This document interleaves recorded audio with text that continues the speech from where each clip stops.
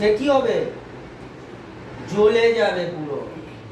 তাই তিনজনকে সেই শক্তিশালী সৈন্য দ্বারা নবদ্বীপ নিশ্চর রাজা তার সৈন্যকে দিয়ে তিনজনকে বেঁধে ছুঁড়ে ফেলে দেওয়ার অনুমতি দিলেন, যে তাদের অগ্নিকুণ্ডে ছুঁড়ে ফেলে দাও।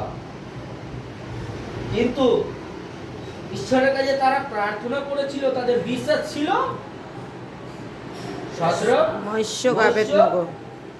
আবেদনগর। এরা তিনজন এতটাই ঈশ্বরের প্রতি এতটাই বিশ্বাস রেখেছিল যে তাদের আগুনে ফেলে দিলেও তারা রাজাকে বলেছে, নবদ্বীপ রাজাকে ডাইরেক্ট বলে দিচ্ছে, চ্যালেঞ্জের মতো বলছে যে আমাকে তুমি আগুনে ফেলে দিলেও আমার ঈশ্বর আমার সঙ্গে আছে, আমাকে তিনি বাঁচাবেন। হালেলুয়া। আমার ঈশ্বরের প্রতি আমার বিশ্বাস আছে, আমাকে তিনি বাঁচাবেন। আমেন। তখন নবদ্বীপ ঈশ্বর প্রমাণ দেখতে ছিল, যে সৈন্যগুলোকে দিয়ে নবদ্বীপ ঈশ্বর কি করলো? তাদেরকে আগুনে ফেলালো। সেই আগুনের মধ্যে তিন ব্যক্তিকে ফেলা হয়েছে। যে তিন ব্যক্তিকে ফেলা হয়েছে আর যে ফেলতে গেছে, যে বাঁধতে গেছে দড়ি দিয়ে, সে জ্বলে সেখানে মরে গেছে। কিন্তু সে জ্বলে মরে গেছে, অথচ সেই তিন ব্যক্তি কিচ্ছু হয়নি। হালেলুয়া। নবদ্বীপ রাজা দেখলো যে তিনজনের কিছু হলো না, ওখানে কিন্তু আরেক ব্যক্তির দর্শন পেল। হালেলুয়া। সেখানে আরেক ব্যক্তি দর্শন পেল, তাদের মনে কৌতূহল জেগে গেল, প্রশ্ন জেগে গেল, আমি তো তিন ব্যক্তিকে পাঠিয়েছি, সেখানে চার ব্যক্তি কি করে হলো?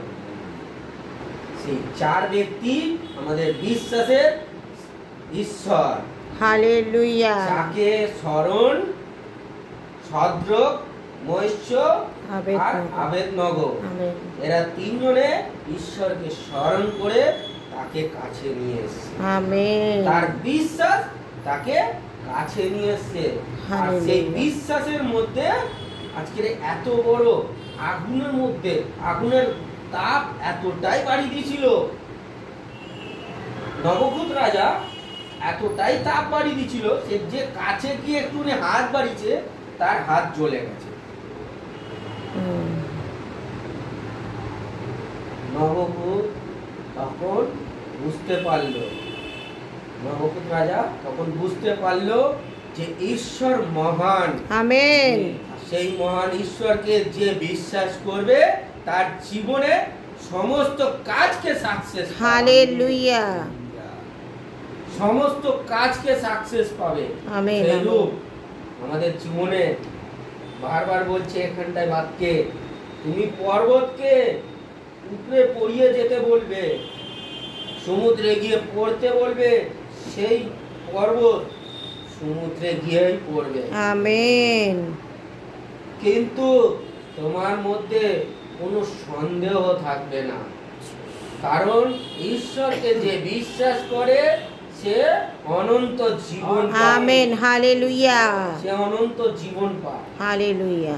তাই ঈশ্বর আমাদের বলছে, তুমি যা যাচনা করবে আমি তাই দেব।